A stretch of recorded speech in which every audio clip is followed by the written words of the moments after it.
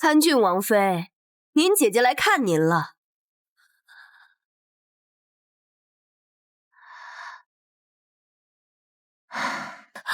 姐姐，妹妹，你受苦了。姐姐如今封了一品诰命，终于能接你回家了。这进了皇陵的女人啊，她少有能走出去的。得亏了您有这么一位重情重义的好姐姐，您啊，真是苦尽甘来了。多谢姐姐，你过来一些，我有话要跟你说。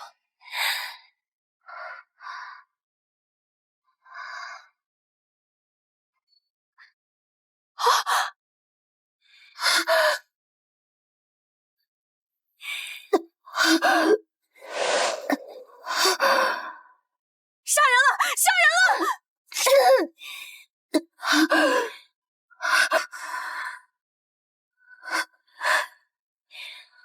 为什么？你问我为什么？我倒想问问，从小到大，你什么都不如我，琴棋书画不如我，嫁的人也不如我。凭什么我被困在这皇陵里这么多年，而你却能做宰相夫人，封一品诰命，享受荣华富贵？凭什么？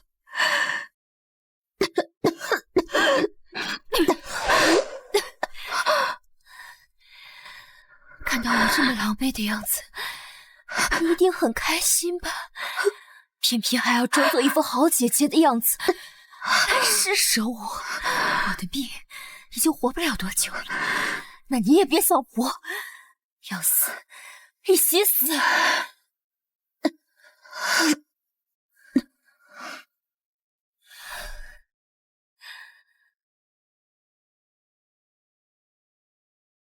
大小姐，大小姐，这里是洛家，我不是被洛心儿捅死了吗？怎么会在这里？你高烧3日了，今日可好些了？好多了。老爷喊你去书房，说有事跟你说。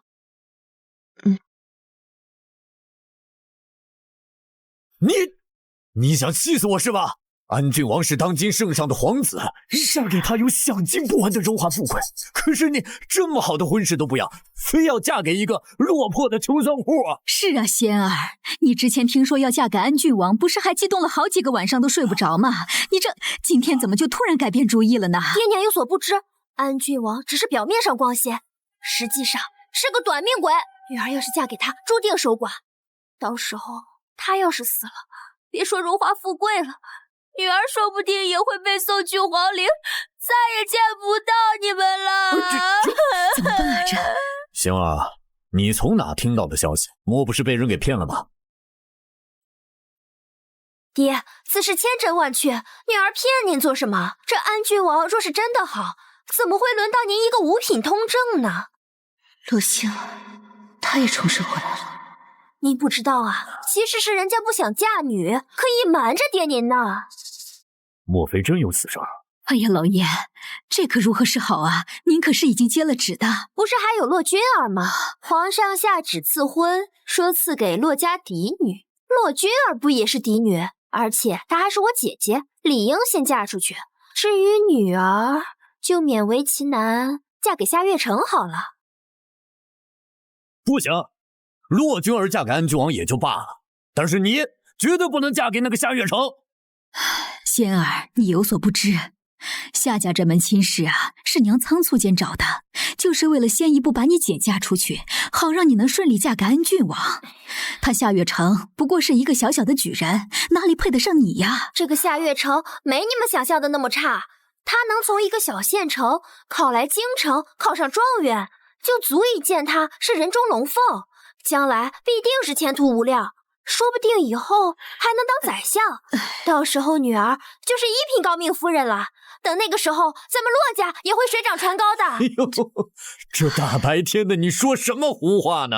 相信我，夏月城一定会飞黄腾达的。你，爹娘，你们找女儿有何事？你们找女儿有何事？啊，是你和你妹妹的婚事啊。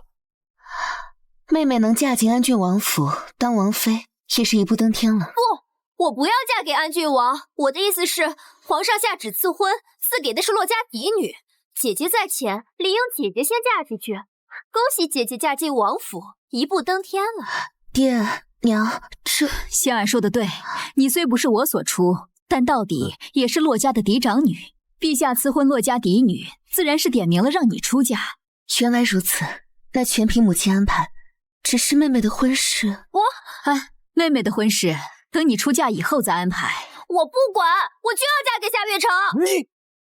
你是不是见过那个夏月城了啊？为他灌了迷魂汤了吧？对，女儿跟夏郎早已私定终身，此生女儿非他不嫁。你这死丫头！不是，生了你这么个不孝女，老夫的疼娘呢！啊！娘救我！打死你这个死丫头！救我！看我不抽死你！救我！爹，你息怒。妹妹从小就是个有主见的人，说不定那个夏月城也真是个有本事的人，也说不准呢。嘿，你这个死丫头，你也想挨打是吧？让开！让你跑！爹，你就算打死我，我也要嫁给夏月城。这死丫头还跟我犟！我让你嫁给夏月城！我让你嫁给夏月城！我让你嫁给夏月城！不行，既然你不惜自毁名声也要嫁给夏月城，那我就成全。希望你以后不要后悔。让你嫁，让你嫁！大小姐，里面没事，婚事已经定下来了。父亲将我许给安郡王。许配给安郡王？可奴婢听二小姐说，这安郡王就是个病秧子，大小姐嫁过去，岂不是要守活寡？病秧子。清河，将我娘留下的医书搬到我房中。前世幸得与安郡王有过一面之缘，知道他的病症，我定能找到方法救他。对啊，有仙夫人留下的医书，大小姐定能把安郡王的病给治好。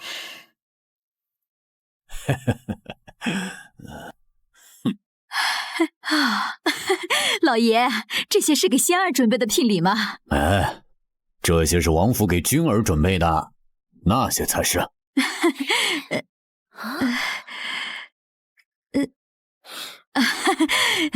一样，都是老爷您未来的女婿给你准备的。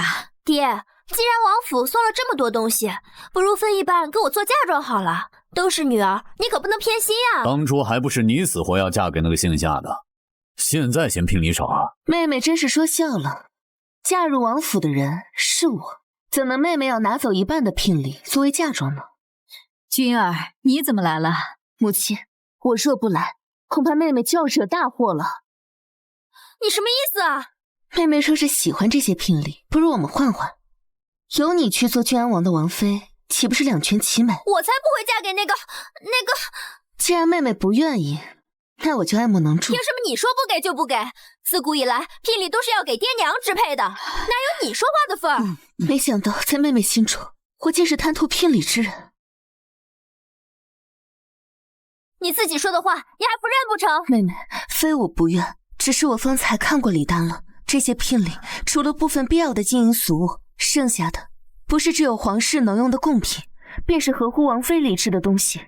我若允了，让妹妹拿了去，那才是害了妹妹。这不还是有几箱金银珠宝吗？姐姐既然愿意，不如我就要那几箱金银珠宝了。单单这好几箱的金银珠宝，也能让我过得舒心些。一切任凭父亲做主。还是君儿懂事。星儿啊，你要是有君儿一半懂事，为父也就不可能这么操心了。只是这些东西都在皇家礼制中，女儿出嫁时的嫁妆单子上也是要有的。给妹妹添了嫁妆，那就劳烦父亲补上了。胡闹！星儿，你不自爱也就罢了，如今更是越发没有礼数了。我骆家好歹也是名门望族，怎么能学普通人家的父母如此贪恋自个儿家女儿的聘礼呢？君儿，你放心，该有的嫁妆为父一定给你备好了，不会让你受委屈。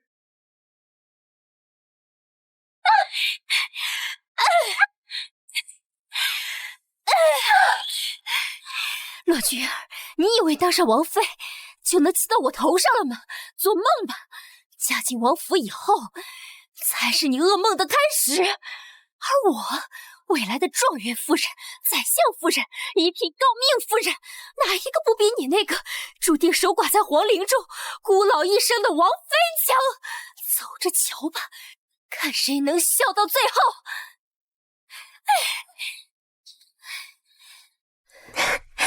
大小姐，你是没看到啊？梁氏看着我指挥家丁，一件件搬出库房的东西，气得脸都绿了。梁氏早就将那些东西占为己有了，如今我拿走，他自然不会高兴。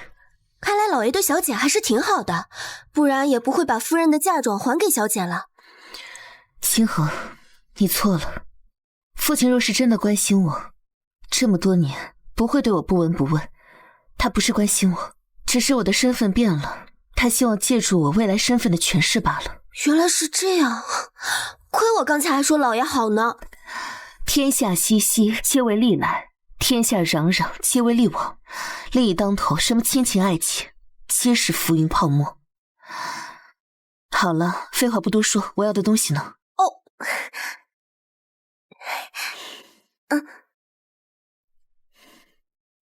对，没错，你先下去吧。素问心经。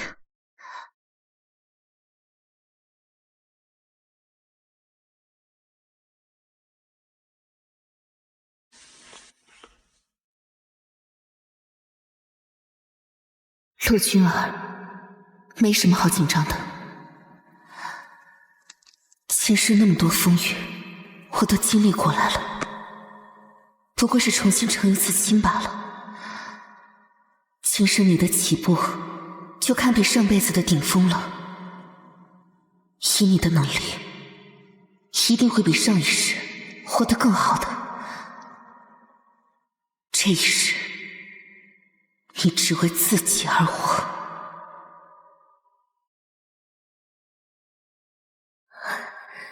这不是梦，真的不是在做梦。终于，我终于成了夏月城的妻子了。待夏月城在不久后的春闱夺魁，一切都会好起来的。幸好我重生回到了成亲前，不然我就错过这么好的一门亲事了。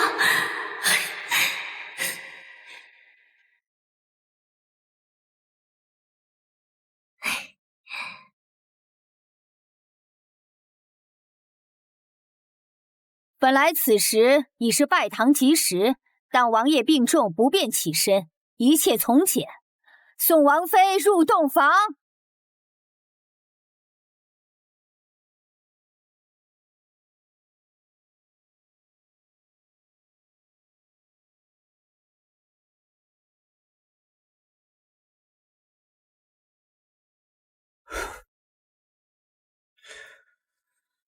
没想到安郡王这个病秧子竟长得如此出众，说是他身体健康，恐怕根本轮不到我了。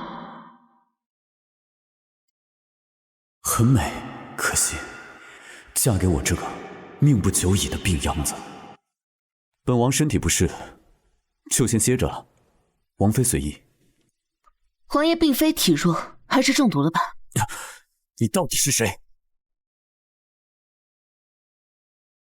自然是王爷刚娶的王妃，我略懂医术，说不定能救王爷。不可能，本王中的毒早已深入肺腑，早已无药可救。你到底是谁？有什么目的？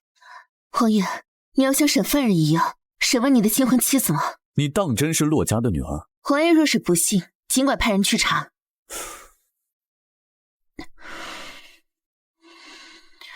想不到王爷这副身体，竟还自学武功，这样一来，救你的把握就更大了。素问心经，辅助快速修炼素问心经的金匣丹，以及包括金匣丹失传丹药的丹方，果然都在这里。说吧，你到底是谁？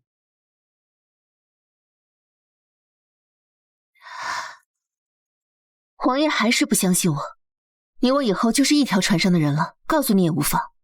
我自是骆自熙的女儿，但我娘还有一个身份，其实就是神医谷的最后一代传人。啊，神医谷？你当真是神医谷的传人？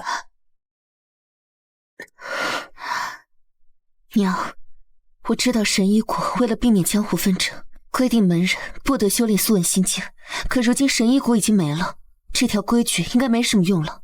女儿也是为了自己的未来，希望娘的在天之灵不要怪罪。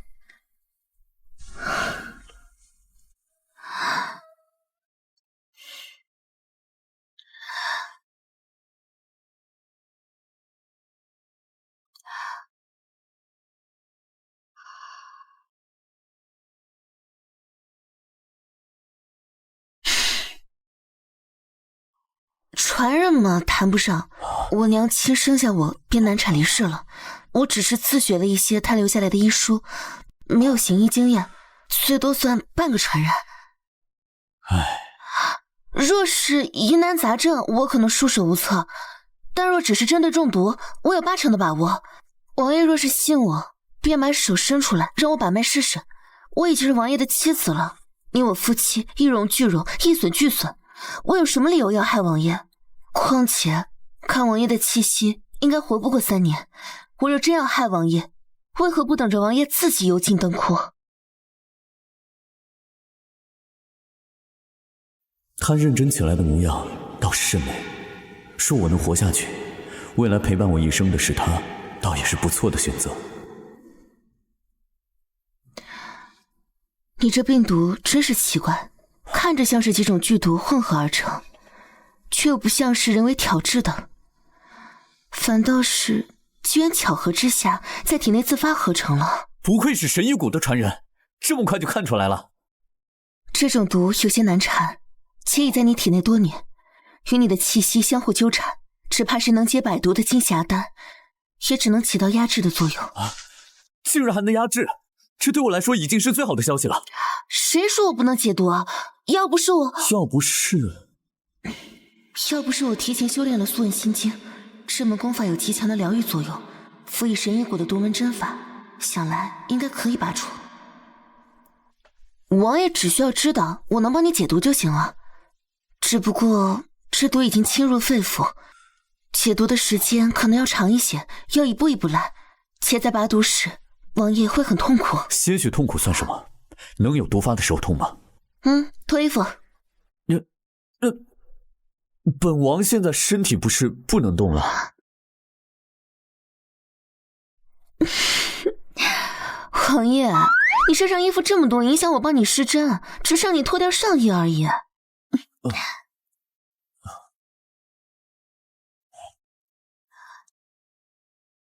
没想到这小子看着病恹恹的，竟然还有腹肌，身材真好。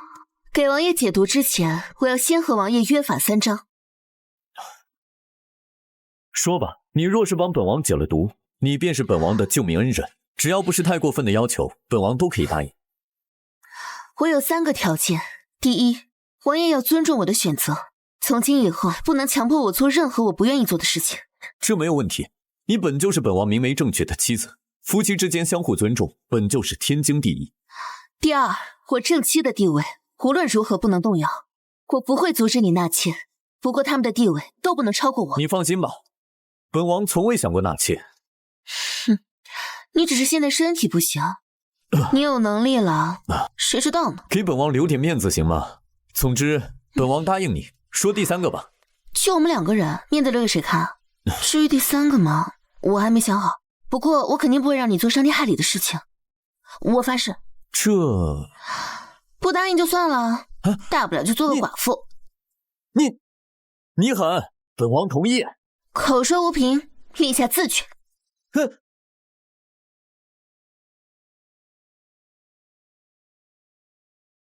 夫人，醒醒啊，该起床了。今天要去娘那里请安了。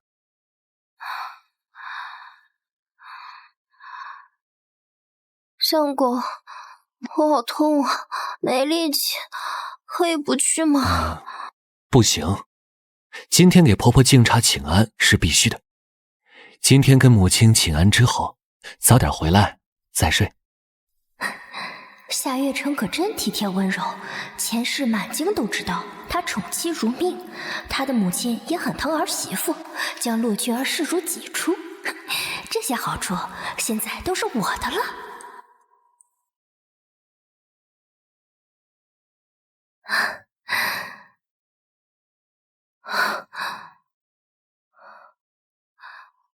夏月城，这是我们的洞房。怎么了？罢了，现在夏月城才刚中状元6级，住在这种破地方也是正常的。等他当了宰相，我就能住上奢华的宰相府了。哟，二嫂才来啊，都热上3竿了。这在我们村里早就早起干活了。哎，仙儿，别跟小姑子一般见识，她村里长大，不懂礼数。来，婆婆这里来。啊，二嫂，你就跪在这里，给我母亲敬茶就行了。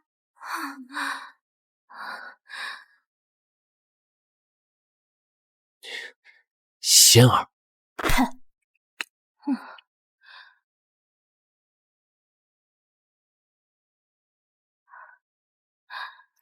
婆婆，请喝茶。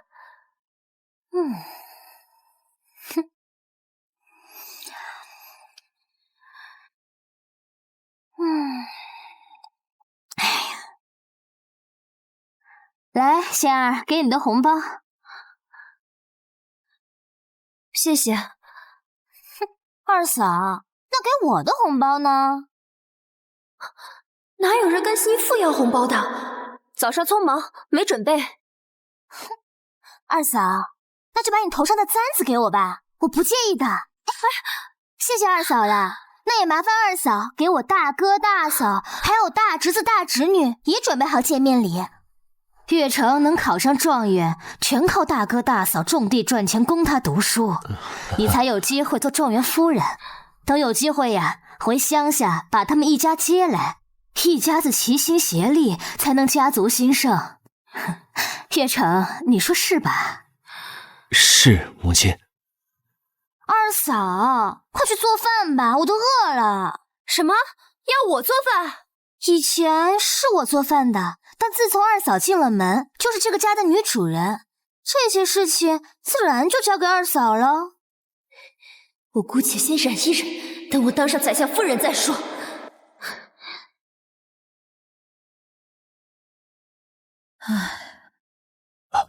老爷、夫人、小姐和姑爷来了。有请。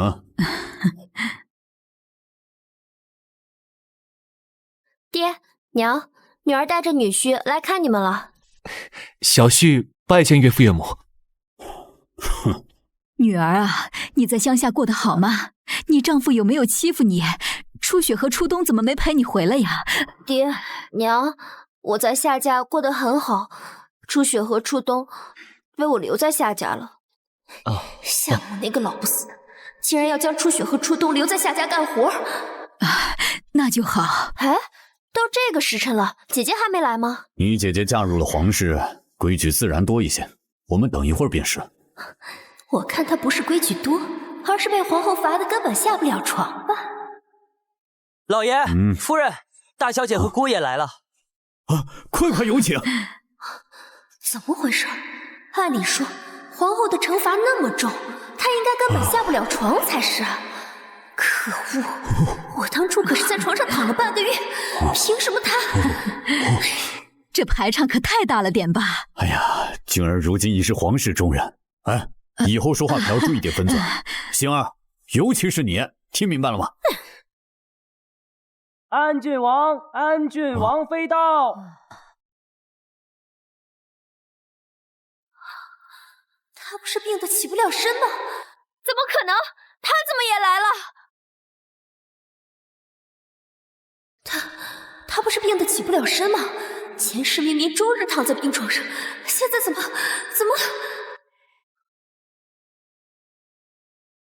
哎，竟敢如此对待我送来的回门礼，也太欺负人了！当了王妃就是不一样，好大的架子！星儿，说什么胡话呢？快快拜见王爷王妃。下官骆子熙，妾身梁氏，下臣拜见安郡王妃。要我给骆君儿下跪，做梦！妹妹这是怎么了？不欢迎本宫和王爷吗？哎，仙儿，快拜见安郡王妃。星儿，跪下。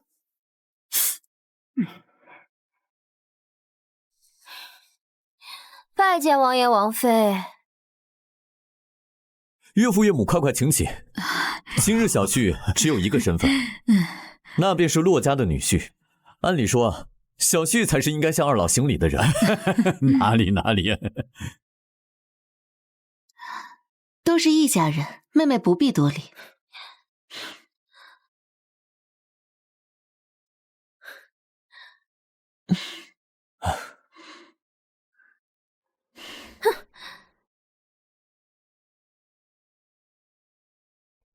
岳父岳母啊，小婿身体不好，不胜酒力，便以茶代酒，敬二老一杯。哎，王爷客气了。王爷既然已经是君儿的夫君，那在骆家便像在自己家一样便好。有什么需要，千万不要客气啊！自然如此。来，趁热吃。多谢王爷关心臣妾。姐姐去宫中给皇后娘娘敬茶，一切都顺利吧？我身体有些欠佳，皇爷便向皇后禀明，没让我去宫中敬茶，说以后有的是机会。是本王不好。这怎么可能？星儿，怎么会这样？安郡王都好的能起身了，他竟在这么宠着骆君儿，不让他去给皇后敬茶，为什么和前世完全不同？那我前世受的那些苦，他算什么？凭什么骆君儿就不用受那些苦？明明我才是那个重生的人，我才是有天命在身的人。仙儿呢？给婆婆敬茶还顺利吧？夏家小姑子一定很敬重你这位二嫂吧？夏家小姑子一定很敬重你这位二嫂吧？自然好。那就好。仙儿，来吃这个，这个好吃。到底还是破落户出身，这么肥的肉都觉得好吃。算了，以后还要靠他，还是给他点面子吧。对，我还没输，我还有岳成，他会辅佐宁王登上皇位，官拜一品。安郡王3个月后就死了，王妃一个只能据守皇陵的可怜虫而已。今日家宴，我便斗胆称呼一声姐姐、姐夫。岳成出身平凡，竟能同王爷成为连心，三生有幸。妹夫客气了，本就是一家人，叫声妹夫很正常。忍住，我要忍住。现在岳城关之地，讨好安郡王很正常。等以后发达了，就该轮到骆君儿来讨好我了。到时候，我一定要她好看。哼！你跟你那位继妹有仇？可不是有仇吗？前世我努力救她，她却杀了我。妹妹从小要强，处处都想压我一头。我又从小没有母亲护着。算了，做妹妹的自然是要骄纵些，也不知道她在夏家会不会受苦。去看看就知道了。哎呦，真的好看呀！哎呀，夏月兰，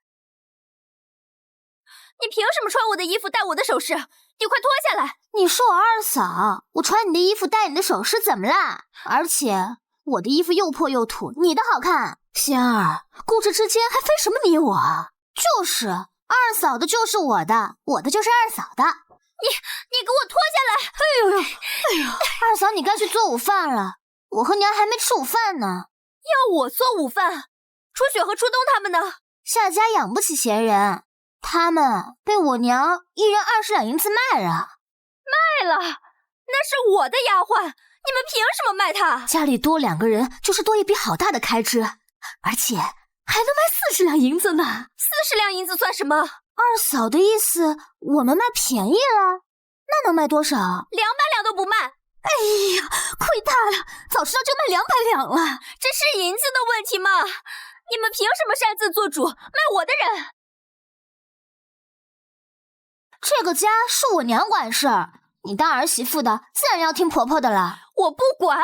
夏月城，你赶紧给我把初冬和初雪赎回来，他他们从小伺候我长大，没了他们，我怎么活？贤儿，家里现在这个情况，实在是养不起闲人。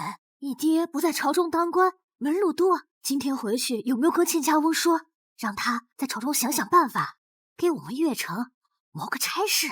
哎呀，翰林院的编修啊，职位低，一个月才10两银子。照这样下去，我们要等到猴年马月才能换上大宅子，从这里搬出去啊！就是，二嫂，你是官家小姐，门路多，给二哥想想办法，给他让他升职呗。你们让我找门路，给夏月城升官？不然呢？仙儿，你姐夫不是安郡王吗？让他随便提拔一下，月城就能当大臣。这样的日子我忍不下去了，我要用自己的嫁妆买院子，和夏月城搬出去住。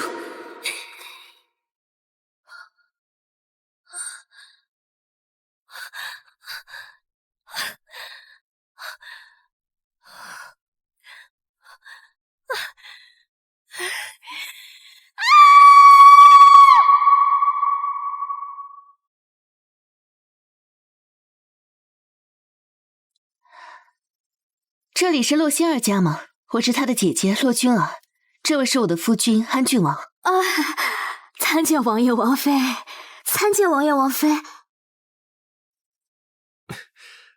参见王爷王妃。不好了，不好了，不好了，不好了！家里遭贼了！仙儿，姐姐姐夫来看怎么了？哎呀，快参见王爷王妃！参见王爷王妃。我是仙儿的姐姐，以后就是一家人了，快起来吧。妹妹如此惊慌，这是怎么了？家里遭贼了，我的金银，我的首饰，我的嫁妆全没了！快报官！什么？哎呀，快报官啊！快报官！妹妹莫慌，王爷在此，定能帮你将贼人绳之以法，把你的嫁妆找回来。什么贼人？没有贼人。那我的嫁妆哪去了？前段时间娘不是跟你说了吗？大哥大嫂供二哥读书不容易，为了供二哥读书欠了不少钱，他们现在在乡下连顿饭都吃不起，我就把钱给了一点他们，这一家人总得相互帮衬。你们拿我的嫁妆送给乡下大哥了，那么多银子你们全拿走了，那么多银子你们全拿走了。哎呀，仙儿莫慌，这么多银子用不完，大哥他们一定会帮你存起来的。那是我的嫁妆，你们凭什么拿走？你嫁给我二哥，自然就是夏家的人了。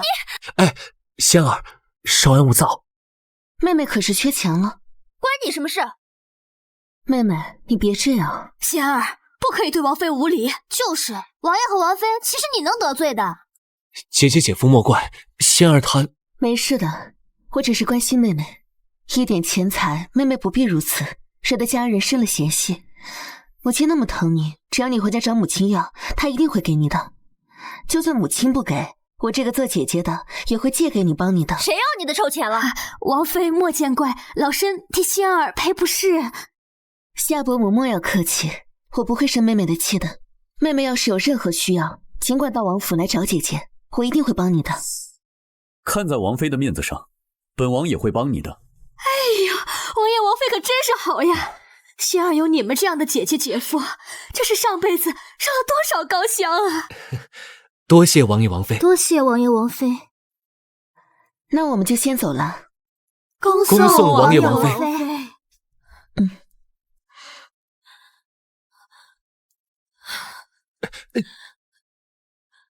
为什么会这样？夏家的这些人和上一世外界传闻的完全不一样。仙儿，到底怎么回事？怎么可以对王妃如此无礼？你瞧你，一点官家小姐的教养都没有。就是，同样都是姐姐，人家王妃多温柔贤惠大度，你哪一点比得上王妃了？上辈子我和夏家周旋，他们还要收敛一点。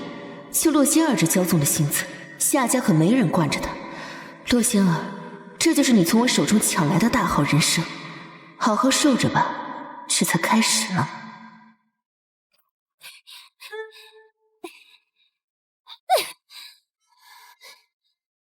把这些都洗了，白娶了个官家小姐，真是没用，饭也不会做，让他找门路帮月城升官也找不到。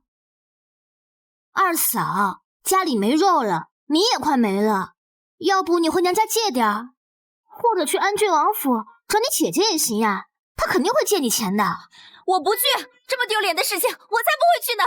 我不会让洛居儿看我的笑话。哎呦，你怎么死脑筋呀？就你面子重要，我们家都不用吃饭了。闭嘴！你们再这样，我咋啦？你还想和我哥和离不成？和离了，可就是和离父了。到时候整个京城都会笑话你。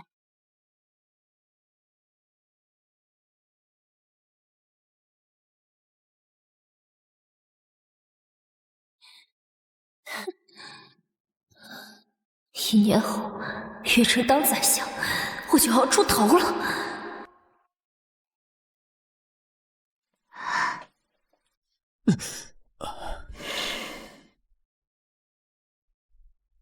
妈，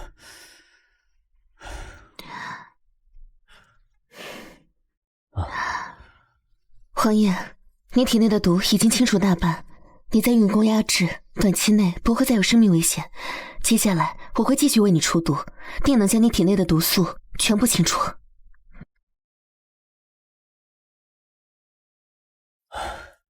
静儿，本王何其有幸，能在快坚持不住的时候遇到你。你我夫妻本一体，往后余生，我只与你一人相守。那臣妾就拭目以待了。前世的夏月城不也说的天花乱坠、信誓旦旦？这一世我只相信利益和权势。皇爷，臣妾有一事不明，皇爷为何不带臣妾进宫去见皇后呢？本王之所以没有带你进宫，是怕皇后为难你。本王身上的毒，就是皇后下的。皇后娘娘，为什么？还能为什么？天家皇子无外乎夺位之争。可你……只不过是一个无权无势、没有五族支持的皇子罢了。只有死人，他们才会放心。那他们要是知道王爷的毒解了，你岂不是很危险？身为皇子，从来都不是安全的。怎么，现在怕了？有什么好怕的？这世上哪有什么安全的事？弱者只会被欺负和残害。想我在洛府……算了，不提也罢。君儿既然不怕了，那君儿是否愿意跟着本王走到那个位置？只有走到那个位置，才能护得了自己的王妃。臣妾和王爷是一体的，以后王爷走什么样的路，臣妾就跟着走什么样的路。不管发生什么，臣妾都会陪着王爷。只是王爷，不要忘了答应臣妾的事就好。皇后的位置只能是王妃的，殊死最好，这就是我想要的人生。至于皇后那边，暂时以病为由，先拖着。好。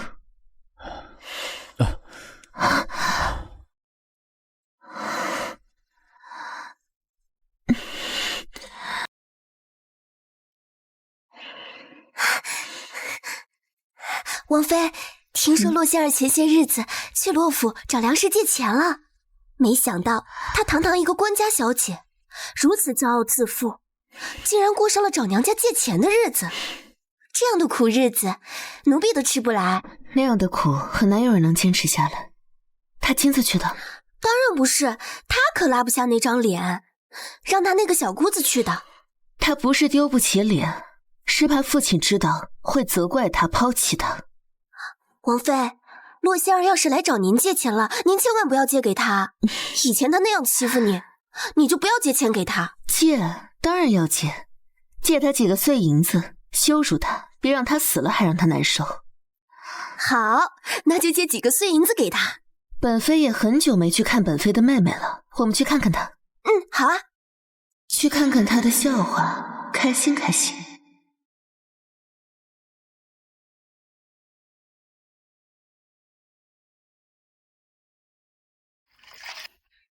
唉，这不是找错了吧？我的仙儿怎么可能住在这种地方啊？夫人，地址上给的就是这里。是吗？那个，请问，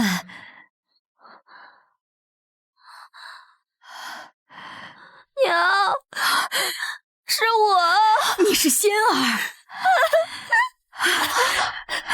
你怎么在洗衣服啊？哎呦，你这穿的是什么呀？你的绸缎衣服呢？你的珠钗首饰呢？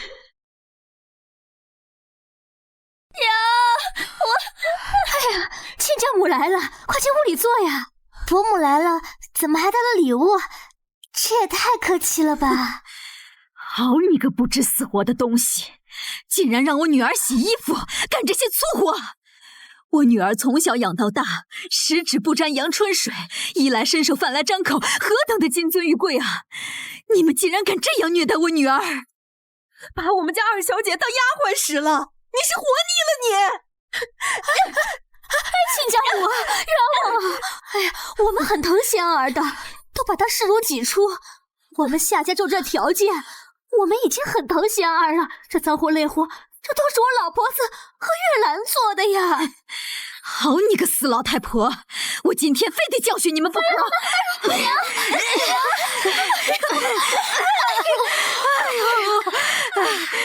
母亲仙儿，你们这是在干什么？参见王妃。王妃，你快劝劝你母亲和妹妹吧。参见王妃。参见王妃。母亲，一家人不用见外，快起来，大家都起来吧。今日我特意前来看我妹妹，没想到还能遇见母亲。母亲，女儿也很久没见您了，想你了。君儿有心了。这是我母亲。仙儿不得无礼。这一世，我要抢走最爱你的父亲和母亲，让你无人疼爱。千和，二小姐，这是大小姐特地给您带的补品，还有一些胭脂水粉、珠钗首饰。你怎么瘦成这个样子了？脸也这么黑了，头上连个发簪都没有。正好，那这些正是你需要的。大小姐对你可真好。我不要你的东西，拿走！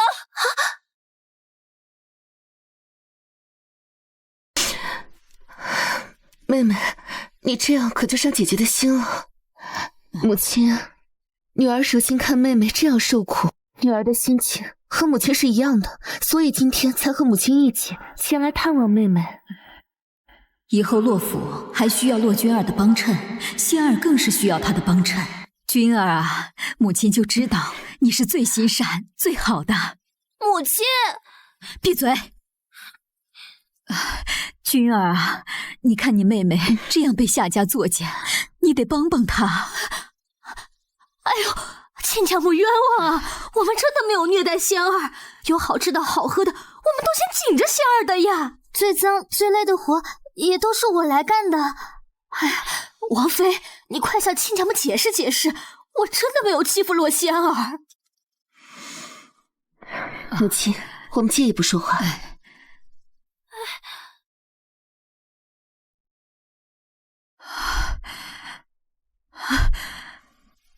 这是夏家的条件这么差啊！我当初给洛君儿找这个夏家，没想到反而害了我的仙儿。母亲，夏家的条件是很差，乡下还有夏家大哥一家等着夏月成养，还有一堆穷亲戚，都是吸血鬼，否则不会才短短2个月，妹妹的嫁妆都拿去给夏家花了。他们竟然敢花了我女儿的嫁妆！那是我自己都舍不得花，给仙儿存了大半辈子的。君儿，这可怎么办呀？母亲，要不我们还是先问问妹妹吧。不管怎么样，我都会帮妹妹的。仙儿，进来。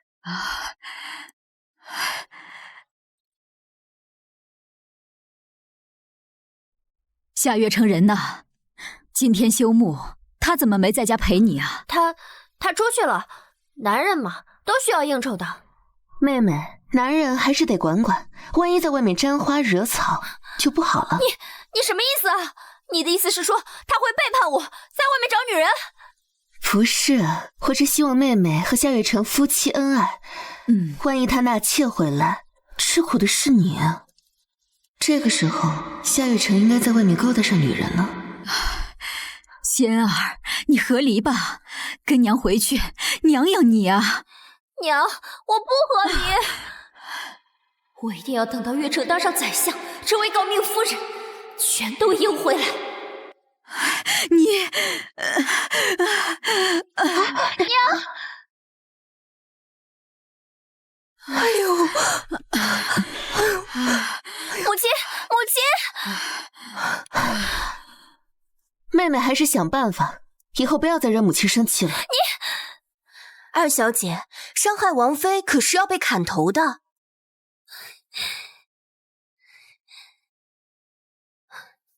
你得意不了多久的，等安郡王那个病秧子一死，你就只能去守皇陵，做个活死人。妹妹在说什么？我听不懂。妹妹不会是在夏府受苦，脑子不太正常，疯了吧？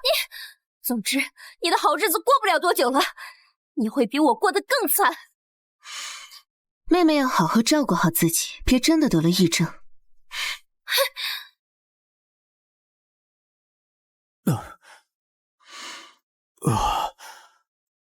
皇爷的毒已经清除了，皇爷运气试试。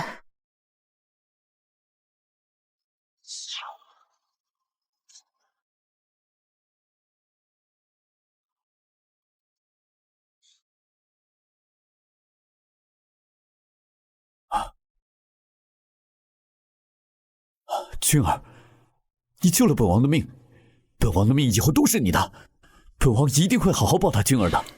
臣妾也是救了自己，说王爷死了，我就得去皇陵守灵，一辈子当个活死人，生不如死。不会的。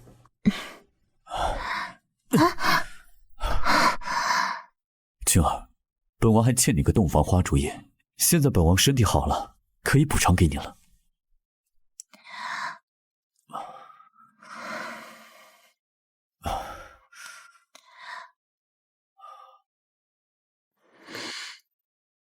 王妃终于和王爷圆房了，王爷的病好了，会一直是您的依靠。将来王妃生下小世子就圆满了。想起来二小姐当初抢您的亲事，嫁去夏家，没想到她在夏家像个下人一样，过得远远不如奴婢。奴婢就想笑。大小姐，奴婢是不是笑得太大声了一点？你还可以笑得更大声一些。王妃，您妹妹洛仙儿来了，让她进来。阿嬷嬷，这是谁啊？哎呦，这是二小姐啊。二小姐，二小姐，对不起，奴婢没认出来，以为你是王府后院做打扫的老妈呢。你好了，清河，去给二小姐上茶。仙儿，快过来坐，让姐姐看看。你在夏家受苦了，你的手怎么了？怎么手上全是伤啊？仙儿，要不姐姐派个婢女给你，你带回夏家帮你洗衣服。多谢姐姐，不用了，这些只是暂时的。夏月城很快就会升官，等他升了官，赐了宅子，我就不全奴仆伺候。那就好。洛君儿，今天我是来看你笑话的。二小姐请喝茶。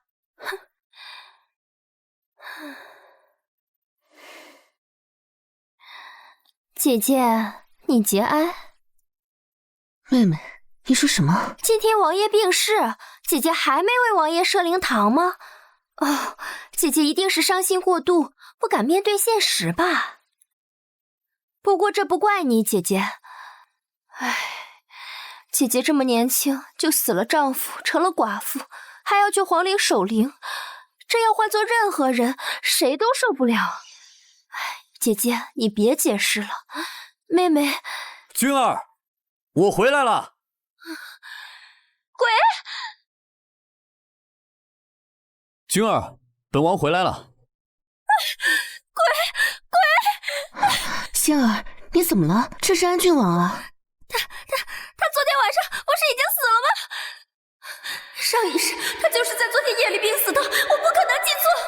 仙儿，你在胡说什么？王爷身体好好的，怎么会病死呢？他一大早就进宫去见皇上了。你没发烧吧？该不会是中邪了吧？本王看洛二小姐是得了癔症，撞邪了，竟然会说本王已经病死。二小姐看起来是有些疯了，那怎么办？要不本王找几个道士为洛二小姐除邪，本王这就满京贴告示，重赏之下，必然有能力非凡的道士能为洛二小姐除邪。我没中邪。满京贴告示，那不是全京都认为我是疯子吗？我还怎么活？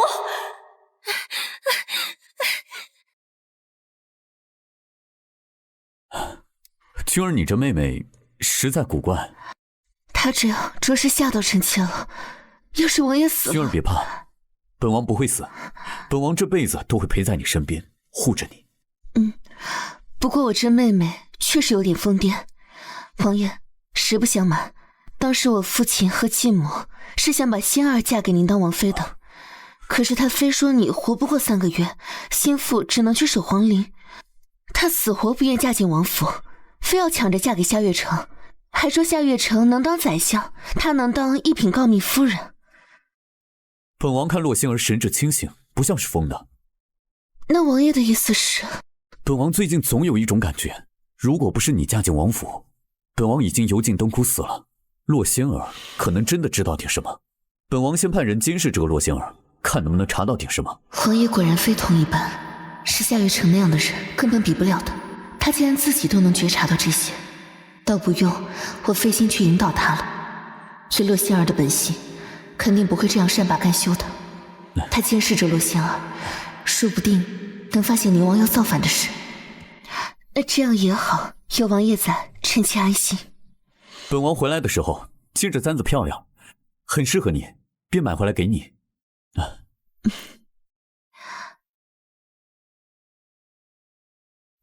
很漂亮。谢王爷。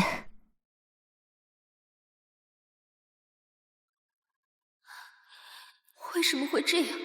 为什么安郡王没死，看起来还更健康了？为什么有的事情跟上一世的不一样？夏家和夏月城也都不一样。哎呦，这是燕儿吧？真漂亮。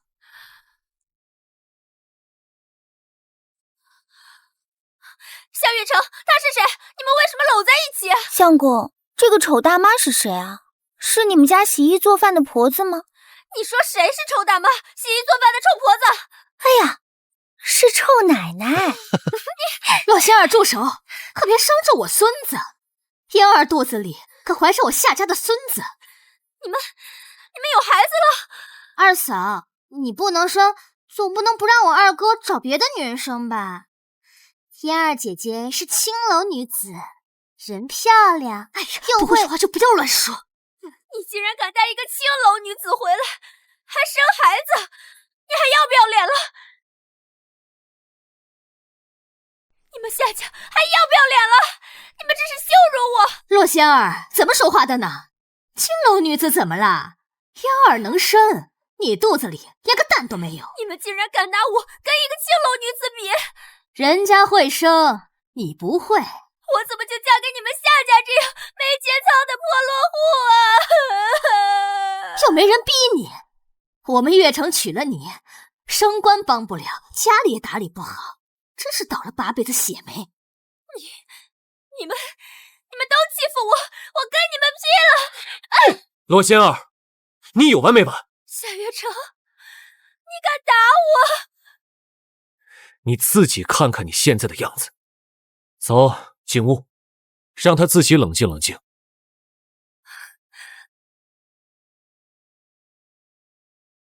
王妃，现在夏家可热闹了，堂堂洛府二小姐，被老爷夫人捧在手心长大的人，竟然去伺候一个怀了孕的青楼女子。青楼女子？上一世，夏月城没这么快搭上青楼女子柳燕儿。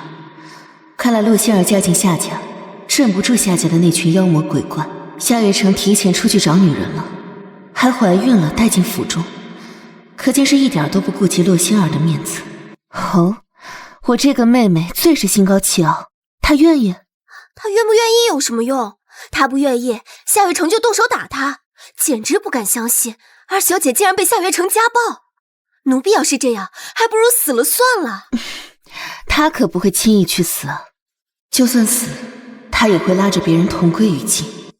本宫这个妹妹是不会轻易认输的，她定会回去找母亲帮助。清河，你派人盯着，她若回洛府，告诉我。是。哭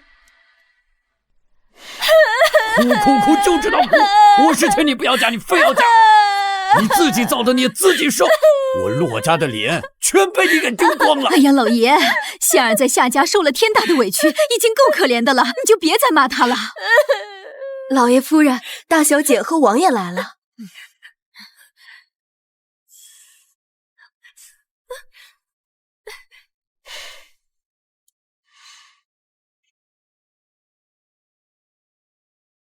哎呀，参见王爷王妃，起来吧。谢王爷。哎呀，王爷王妃，你们怎么来了？女儿听说仙儿出事了，特意和王爷前来看看。还是君儿最懂事、最得体，是为父最骄傲的女儿。父亲言重了，女儿是长女，又是姐姐，家里的事自然是要多担待些。君儿果然是顶好的。不过父亲，这次的确是夏月城过分了。妹妹以前都是一直被人伺候的，嫁到他们夏家，伺候他们一家也就算了，现在那个夏月城竟然纳一个青楼女子为妾，竟然还比妹妹先怀孕。老君儿，你住口！别以为我不知道，你就是假惺惺、装模作样，你就是来看我笑话的！你滚！二小姐，君儿怀孕了，伤到她和孩子，你有100个脑袋也不够砍。洛君儿怀孕了，这怎么可能？洛君儿怀孕了，这怎么可能？君儿是本王的妻，我们城里这么久了，自然是要生儿育女。皇爷身体健硕，我们有孩子，自然是水到渠成的事情。恭喜王爷，恭喜王妃啊！岳父岳母，同喜同喜！以后你们就是王府小侄子的外祖父和外祖母，那是自然的，这是为父的荣幸啊！父亲母亲，以后可要帮女儿带孩子啊！君儿生孩子，母亲自然是要帮着照顾的呀。母亲，不可以啊！母亲，我才是你的亲生女儿。你住口！老爷夫人，夏状元来了，让他进来。今天本妃在，他必能给我妹妹一个说法。是。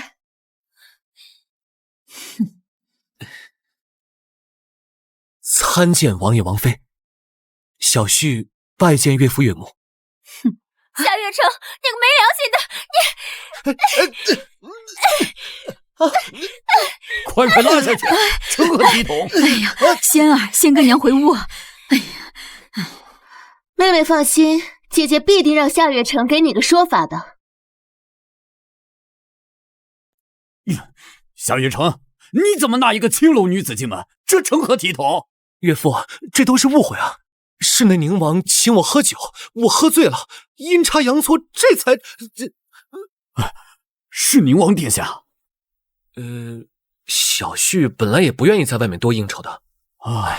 可是仙儿她既不让我来洛府，与岳父您多交流，也不让我去安定王府和姐姐姐夫多来往，父亲，夏月城是妹妹的夫婿，我和王爷自然也是把他当家人了。他若需要，我们一定会多多帮衬的。是啊，岳父，本王也会把夏月城当自己家人的。哎呀，好好好，如此说来，这事儿确实怪星儿啊。君儿，我们走。小婿告退了。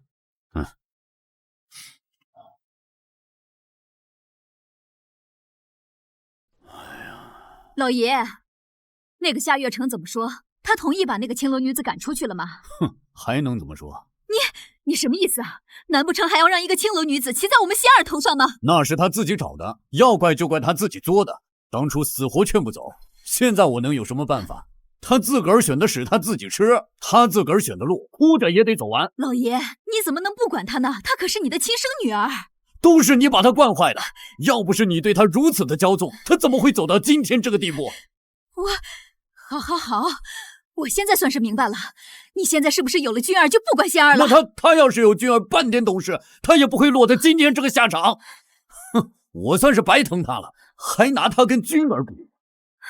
老爷，你好好管一下自个儿的女儿吧，别让她再出去丢人现眼了，动不动就往娘家跑。哼，你平时偷偷给她的钱也不少了，咱家不能总是一直养着她吧？老爷，你可不能真的不管她呀！你要是不管她，她怎么活呀？让她和离回来吧，咱们养着她。你住口！和离的事不许再提，我骆家丢不起这个人。他要是真的再敢提和离，就给他送到庄上去。老爷，你不能这么狠心啊！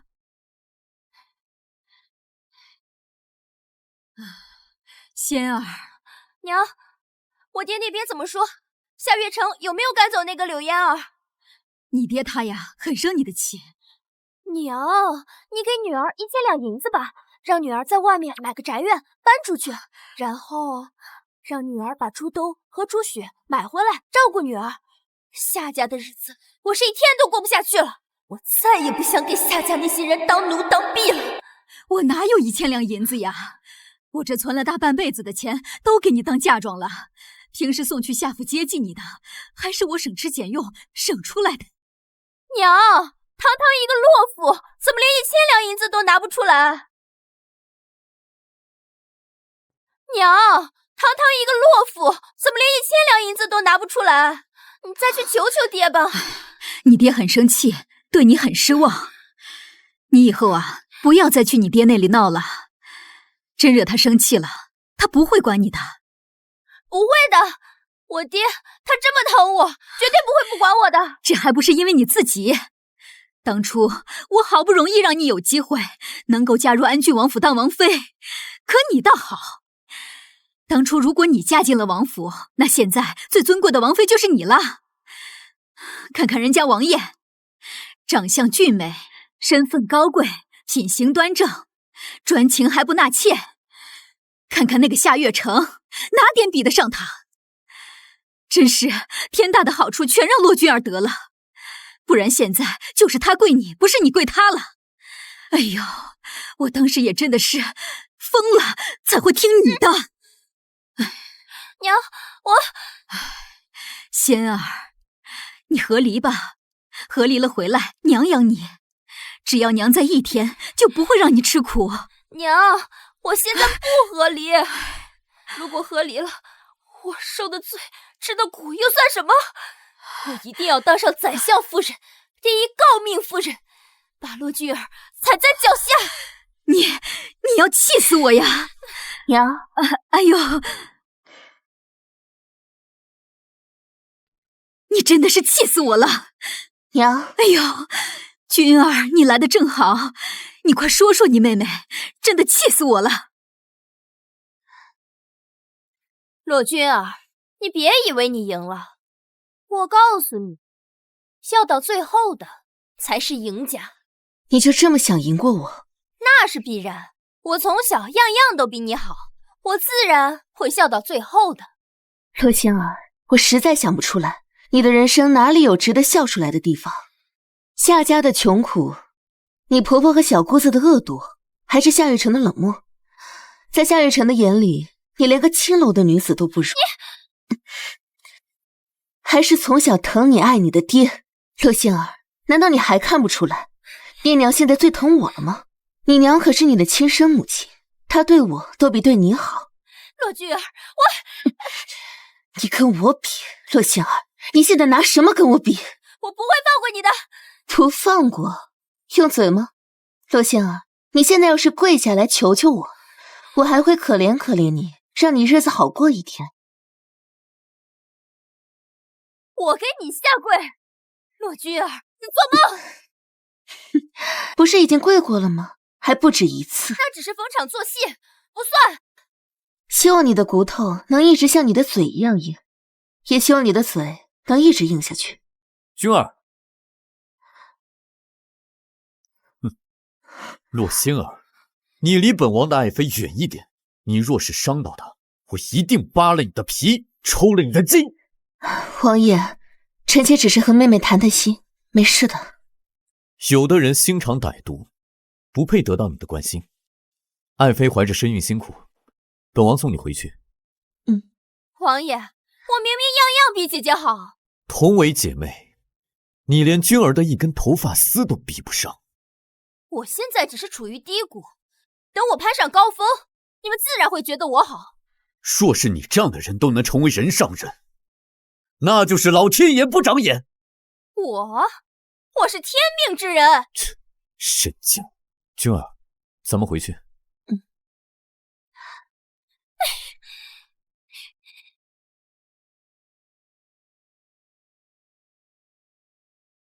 回来了，仙儿，可有从洛府带些燕窝补品回来？嫣儿的肚子一天天大起来了，需要好好补胎。做梦呢，还嫌我从娘家带补品给她补胎？你是正妻，自然要多照顾小妾和孩子。我照顾她，她受得起吗？洛仙儿，够了。那月兰的亲事呢？你有没有好好给她相好人家？月兰已经16岁了，年纪也不小了。她的婚事，你这个做嫂嫂的，请多操心。是呀，二嫂，我的要求也不高，相貌端正，有个官职，最好不要超过25岁。我喜欢年轻的。乡巴佬，讲屁吃呢！你怎么说话呢？有你这么做嫂嫂的吗？小心我让我哥休了你，被休了，一辈子就完了。夏月兰，你信不信我撕烂你的嘴？来呀，你打得过我吗？看谁撕谁！月兰说的也没错，你嫁进夏家这么久了，连月兰的亲事都没有安排好，真是一点用都没有。嫣儿要喝鸡汤，你去把院子里的鸡宰了，给她炖上。夏月城，你管管他们！洛仙儿，你不能把家里事管好吗？别来烦我。夏月城，不行，我得忍到夏月城当上宰相的那天。夏月兰，你过来啊！哎，你想干嘛？今晚我可不会帮你做饭的。眼皮子浅的东西。夏月兰，你不是想嫁人吗？我有个很好的人选，你过来。谁啊？是哪家官老爷？你还记得安郡王吗？又年轻又帅气又尊贵，还特别疼老婆。你看我姐姐洛君儿嫁给他，过得多好。王妃是嫁得好，但同为姐妹，你……洛仙儿忍住，等当上宰相夫人就好了。你想不想给王爷做侧妃？你疯了吧？你小点声。想不想给王爷当妾？王府侧妃是你想当就能当的吗？那当然了，你二哥都能让一个青楼女子给他当小妾生孩子。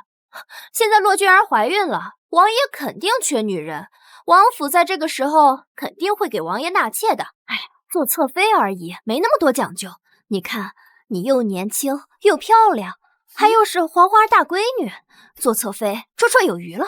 我漂亮？真的吗？我都快吐了。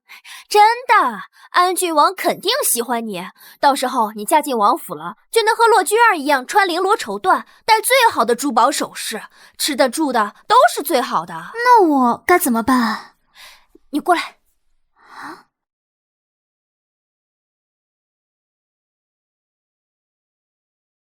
参见王妃。免礼，起来吧。王妃，我是来借点钱的。是洛仙儿叫你来的吗？是，不是。月兰小姐，你今天挺漂亮的嘛。这衣服是你二嫂的吧？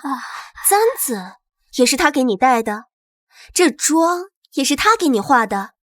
是啊。月兰，仙儿让你借多少银子？借50，借100两。好，本妃让下人给你把银子备好。王妃，我有点累了，可以在王府上午睡一下再回去吗？当然可以，清河，去准备房间。王妃，王爷呢？怎么没有看见他？王爷有午睡的习惯，现在正在午睡呢。哦，王妃已经吩咐下去了。好，带月兰下去休息吧。谢谢清河姐姐，王妃，月兰就先告退了。果然是乡下来的，一点教养都没有。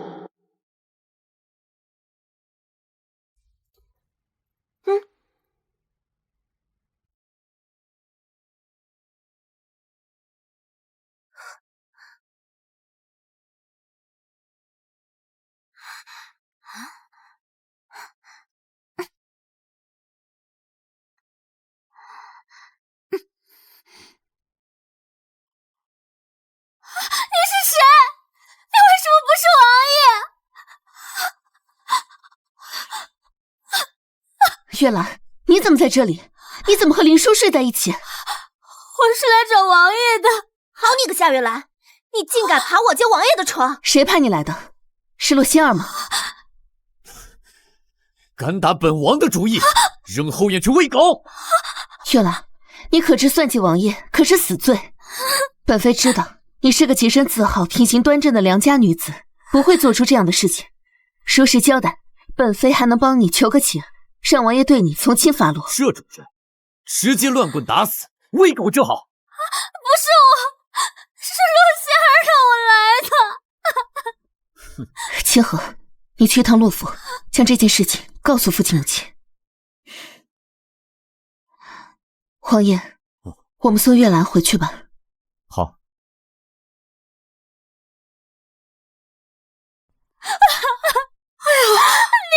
你去哪里了？这是怎么了？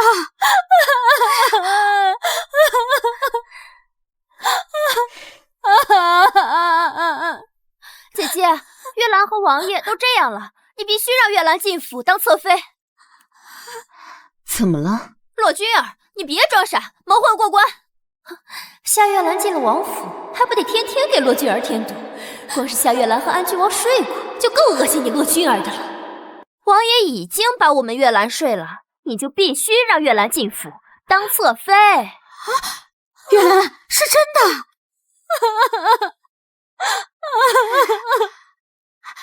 王妃，既然如此，那你们自然要接我们月兰进府呀。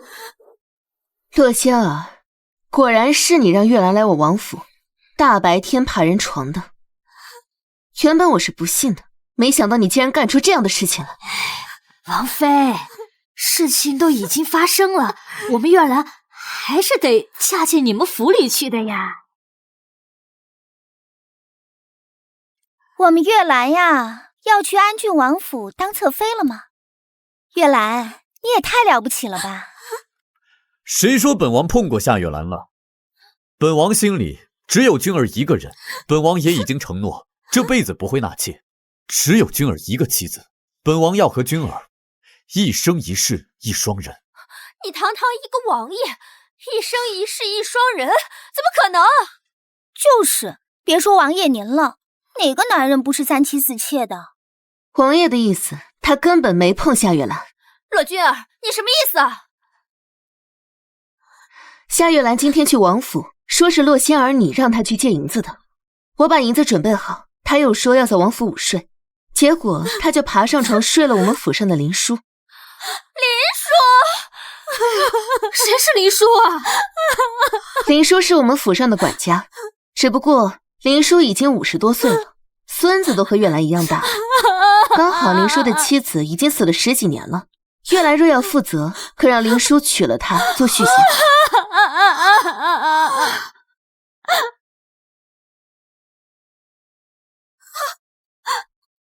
娘，嫣儿，快扶娘回屋。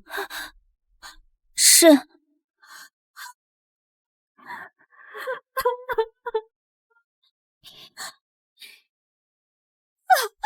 不要嫁，我才不要嫁给比我大50岁的老头，他比我爹还大。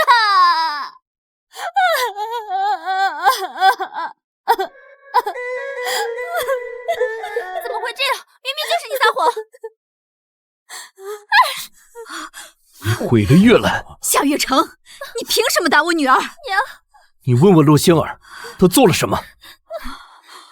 岳父岳母，你们的好女儿洛星儿，竟然教唆人爬女婿的床，算计女婿。没有。若是你们管教不好，可别怪本王翻脸不认人。父亲、母亲，女儿从小就处处让着妹妹，现在也处处替妹妹考虑，她为何要这样害我？王爷，老臣已经没有这样的女儿了，此等不孝女，任由王爷处置。老臣只有君儿这一个女儿。老爷，仙儿是咱们的亲生女儿。她不是，我骆子熙养不起这样的女儿。仙儿，你快跪下，快给姐姐姐夫认个错，快给姐姐认个错呀！你快跪下呀！骆夫人，洛星儿这般算计我们夫妻，道个歉就算了。君儿，我们走。父亲、母亲，女儿先和王爷走了。哼！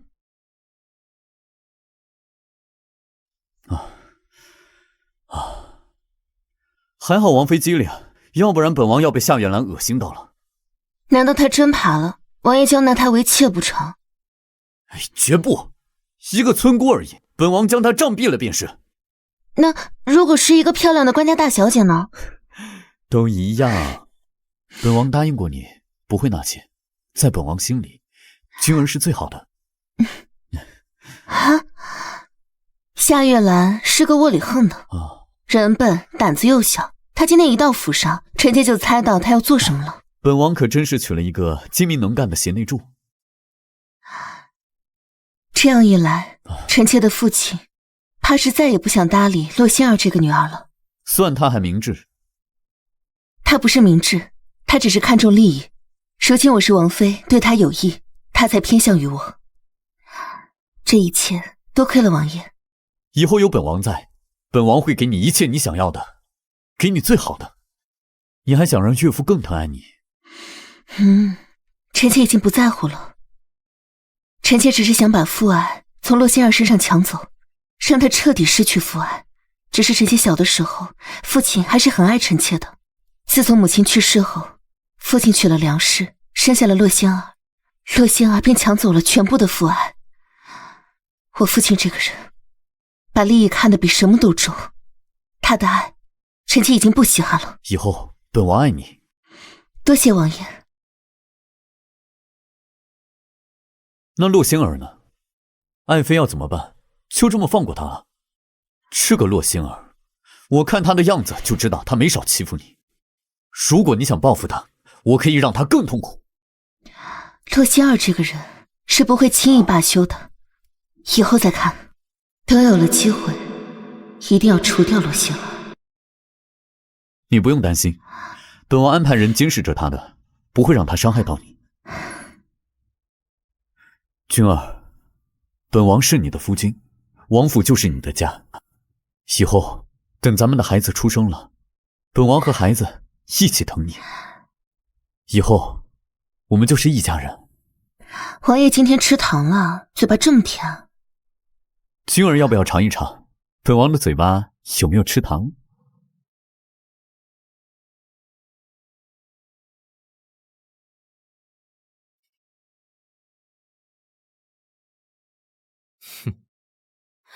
夏月城，我有话跟你说。夏月城现在这样，连个官儿都升不了，这样等下去，不知道要什么时候他才能当上宰相。这样的日子，我一天都过不下去了。我得帮他一把，而且很多事情和上一世不一样了，不推他一把，万一他当不了宰相呢？绝对不能这样。你又想干什么？还嫌这个家不够乱吗？夏月城，我是真想帮你，为了你，也为了这个家。你要是真想帮我，就好好准备准备，随我去王府给姐姐姐夫道歉，然后再请姐夫帮我在官场上打点打点，让我在年底能升职。安郡王有什么用？你不是跟宁王交好吗？别胡说八道！我和宁王只是普通交情，宁王根本不看重我。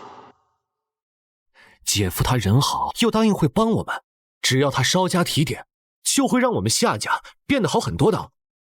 不，夏月城，你的人生道路不是这样的，宁王才是你的前途。你是不是撞邪了？有病就吃药。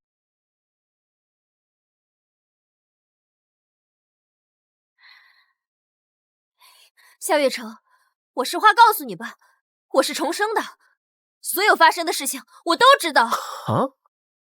哼，你病得不轻啊！夏月城，上辈子你辅佐宁王当了皇上，有了从龙之功，他封你当了宰相，你是一人之下万人之上的权臣，最有权势的宰相。啊？你哪儿听来的这些啊？总之你别管，我说的都是真的。我知道太子的秘密，你只要把这个秘密交给宁王，助他登基，到时候你就可以当宰相了。但是到时候你要为我请诰命，封我为一品诰命夫人。如果我当了宰相，封你做宰相夫人，为你写诰命也是应该的。只是我怎么知道这不是你的风言风语？你说你是重生的，那上辈子又是怎么样的？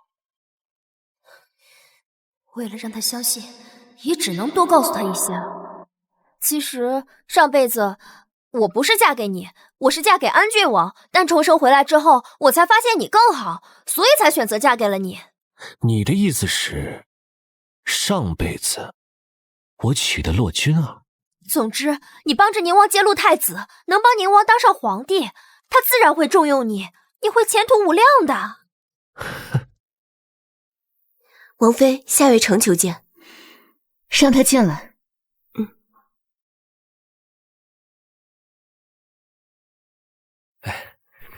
参见王妃。洛仙儿说，我上辈子娶的是洛君儿。洛君儿漂亮端庄，又精明能干，是难得的贤内助。如果嫁给我的人是她，我现在说不定已经升官发财。洛仙儿这个贱人害我！这个夏雨城怎么回事？竟然用这样的眼神看我，他这样的眼神，倒跟前世看我是一样，现在反而觉得恶心了。妹夫不必多礼，快请起吧。妹夫今日来王府，可是有什么事？我今天是来替仙儿道歉的，之前的事情是他做的不对，伤害了王妃，对不起。虚情假意的伪君子。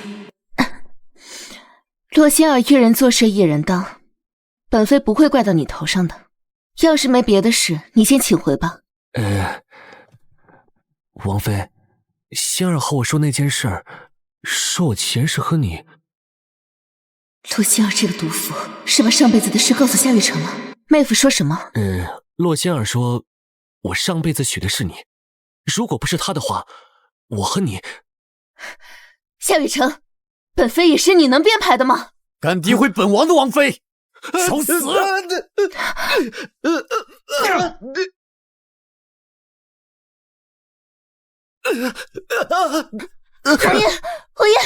王爷别打了！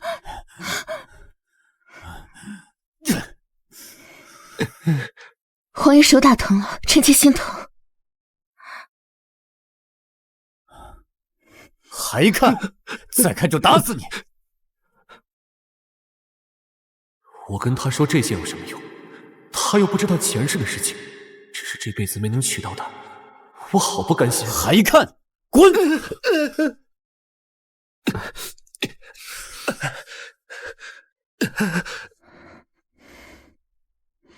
夏雨城的话，王爷都听到了。不知死活的东西，还敢说娶你？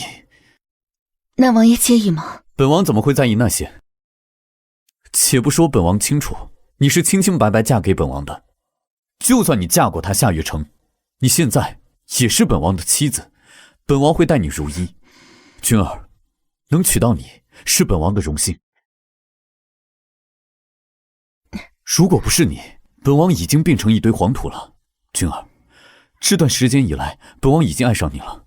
我们相处时间还不长，你现在感受不到本王的爱意，你我来日方长，你定然能感觉到的。臣妾感受到了，安郡王和夏雨城不一样，王爷是值得信任的好人，这也是我的福分。王爷也听到了，洛心儿好像是什么重生，能知道要发生的事。这么一说，他确实是知道很多事情。这样一来，倒不用我引导王爷去关注夏月城和宁王他们的事，至于我上辈子的事，不让王爷知道更好。难怪洛心儿放着好好的王妃不当，非要去抢着嫁进夏家当牛做马。想来他是知道将来夏月城会飞黄腾达。夏月城一看就是个极有野心和城府的人，也不知道他会爬到什么样的高度。若是机缘好，官至宰相也不一定。王爷果然是有大智慧的人，竟然猜到了。如果夏月城当了宰相，洛心儿岂不是在我这个王妃的头上蹦跶？不会的，我不会给夏月城这个机会，也不会让洛心儿骑到你头上。本王的人盯着他们了。夏月城刚才看君儿的眼神满是渴望，如果真让他当了宰相，说不定他会缠上君儿。本王绝不能给他这个机会。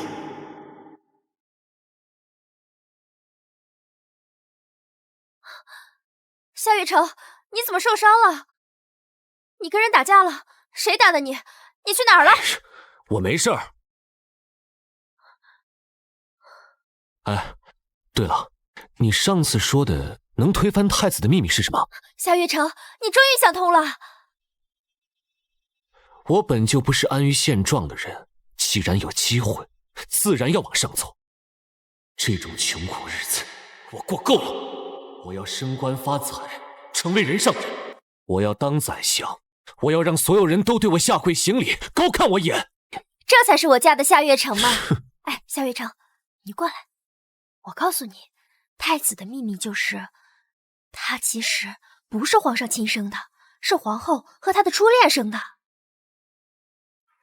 这是我上辈子在皇陵的时候听到的，那个时候太子已经倒下，宁王登基，所以这件事皇室和朝廷的重臣都知道，现在完全可以用来让宁王对付太子。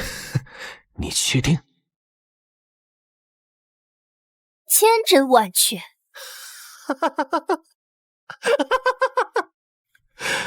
哎，罗仙儿，你在家好好待着，这件事儿千万不要走漏风声。我去趟宁王府。我知道了，你去吧。我很快就能当上宰相夫人了，罗君儿，你给我等着。最近夏月城一直往宁王府跑。洛心儿呢？她最近和夏月城夫妻关系还是很和睦的。夏月兰被送到了乡下，嫁给了老实人。夏家这几天倒是挺安宁。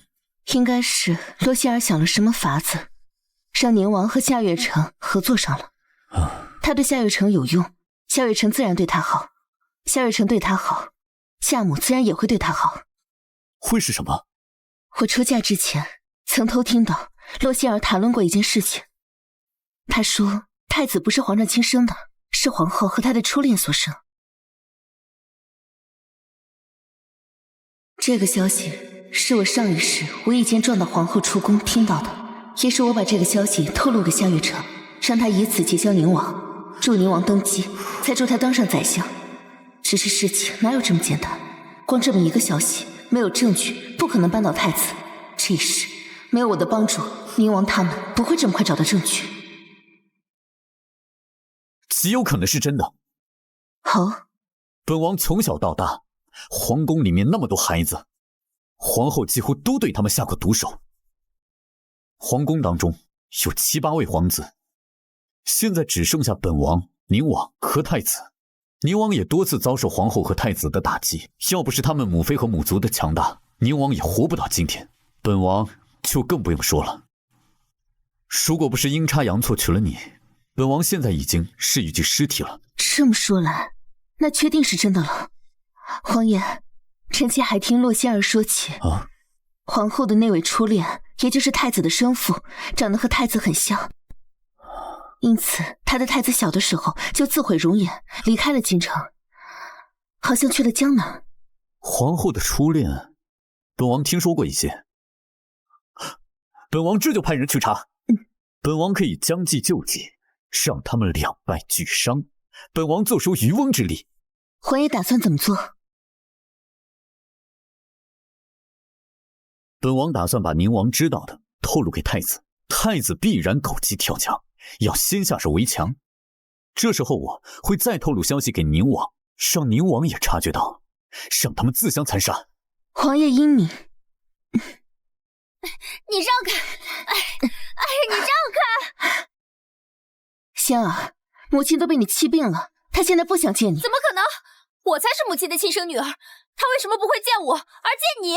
还不是你太不懂事了，太让母亲失望了，所以母亲才会被你气病的。母亲现在还那么年轻，她以前身体很好的。罗君儿，你给我滚开！我要见我母亲！母亲！仙儿，你还是走吧，母亲现在不想见你。再说了，父亲现在也不认你这个女儿，要是他看到你这样子，他定然是会生气的。罗君儿，我才是这个家最受宠的女儿。孽女，你怎么在这儿？父亲。哎，别叫我父亲，我没有你这样的女儿。谁让你来的啊？滚回你的夏家去！父亲，您真的不要女儿了吗？你滚滚滚！罗君儿，都是你害的！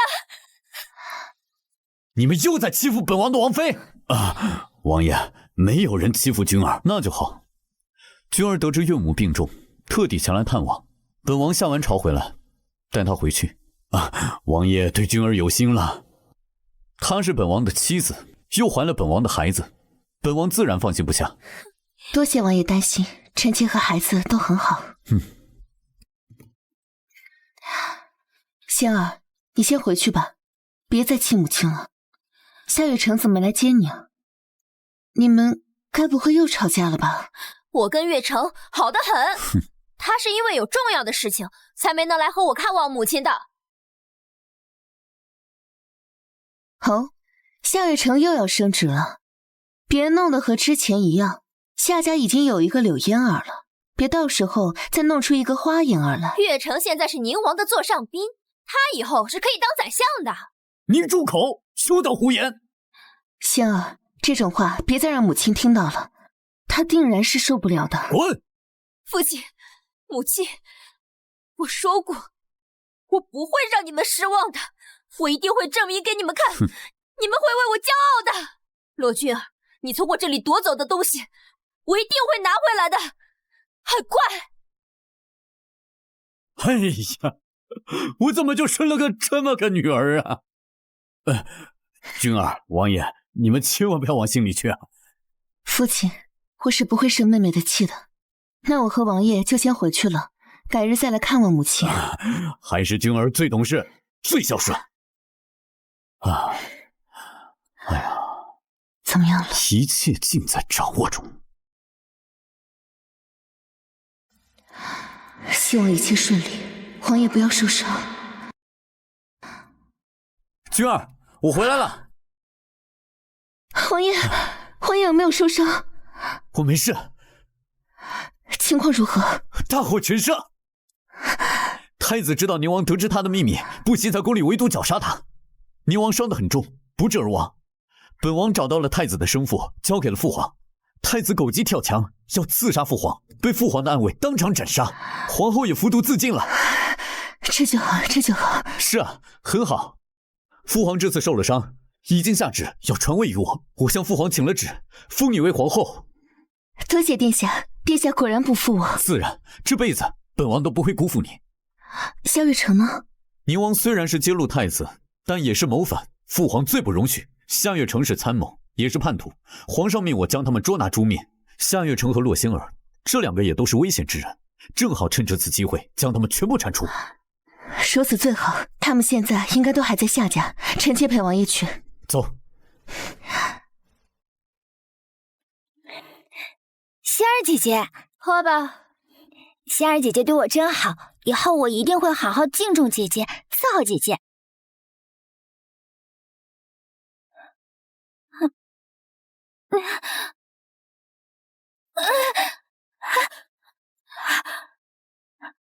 你给我下毒，你不怕夏月城？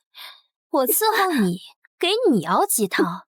柳嫣儿，我早就想杀了你了。夏月城不会放过你的。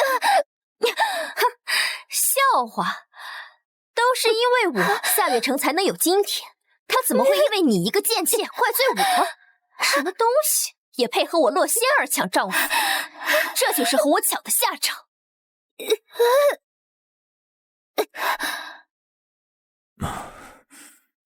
姐姐姐夫怎么来了？哎呀，姐夫怎么这么狼狈啊？不会是被宁王的人追杀了吧？哦不，现在的宁王应该是皇上了。姐姐是来给你和姐夫求情的吧？好说，你们跪下来求我，给我磕个头，好好求求我。若仙儿，你到底知不知道你在说什么？我当然知道，实话跟你说吧，我知道太子不是皇上亲生的，宁王揭露太子有功，皇上封宁王当皇帝。岳城是此事的大功臣，宁王要封岳城为宰相，以后我就是宰相夫人了。岳城还会给我请诰命，让我做一品诰命夫人。真的是这样吗？那当然，自出嫁以来，我在夏家吃过的苦，遭过的罪，受过的辱，都有意义了。而你，洛君儿，你的苦难才刚刚开始。你做梦！我已经跟岳城说过了，宁王成事之后，就要贬安郡王你为庶民。没有了王爷和王妃的身份，洛君儿、林一昭，你们只能任由践踏。你们现在跪下来求我，我会让你们好过一点。若仙儿，我以为你到了现在能长点脑子，没想到你还是这么愚蠢至极，又自以为是。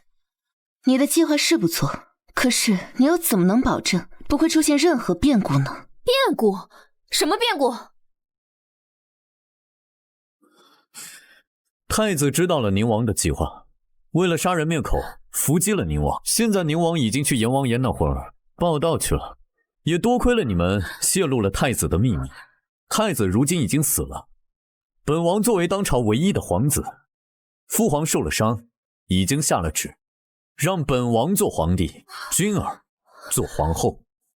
至于你和夏月城，你们参与宁王谋逆，皇上口谕杀无赦。本王就是来取你们的狗命！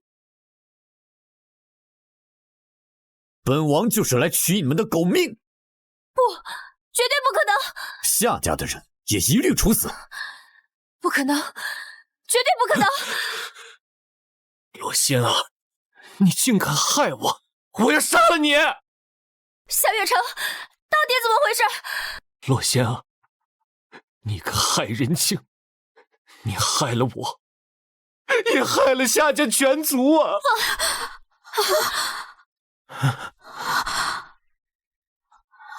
儿子，这是真的吗？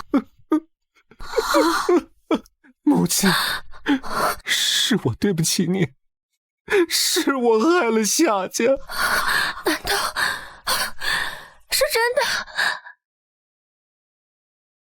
洛仙儿，你为了自己的野心和欲望，害死了夏家全族，也害了你自己。如今你自作自受，我也救不了你。不是这样的，我不信，我不信！洛仙儿，凭什么你觉得是什么就是什么？凭什么你觉得这世上所有的事情都会朝着你的意愿去发展？别人都是傻子，任由你摆布宰割吗？洛君儿，是你设计陷害我！从来不是我，是你自己。洛仙儿，难道你到现在还不明白，从来都不是我们选择嫁谁的问题，而是你不配。洛君儿，难道你也重生了？没错，是我。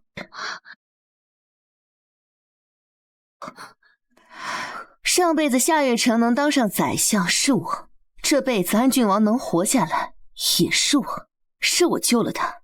不过我还是要感谢你，抢走了夏月城，替我到夏家受苦受难，我才有机会嫁进王府享福。皇爷是个极好的男人，他哪儿都比夏月城好。要不是因为你，因为你们，宁王和太子也不会被铲除，皇爷也不会有机会被立为皇上，我也不会被封为皇后。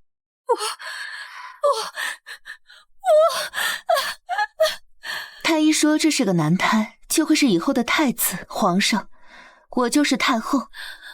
我也没想到这辈子我居然能当皇后，还是托了你的福。毒酒白绫，你选一样吧。姐姐，姐姐，求求你放过我吧！洛仙儿，你以为这辈子我还会放过你？父亲，母亲，我要去找父亲母亲，他们会来救我的。母亲早就被你气得卧病在床，听说你伙同夏月城造反，直接气得咽了气。洛仙儿，这个世界上最疼爱你的，你的亲生母亲，她已经死了，被你活活气死了。不可能！父亲早就对你失望厌恶，如今他更是对外宣扬要和你断亲，断绝父女关系。洛仙儿，这个世界上已经没有人疼你，没有人爱你了。曾经我把你当亲妹妹，那么爱你，可上一世还是被你杀死了。你亲手毁了你的一切，现在你是个无人疼、无人爱的孤家寡人了，所有人都恨你，唾弃你。凭什么你得到最好的一切，而我却要落得这样的下场？我活不了，你也休想好过！你以为这一世我还会让你得逞吗？陆香儿，你害死我夏家，我要杀了你！我要掐死你，你这个贱人！君儿，你先出去，接下来交给本王。好。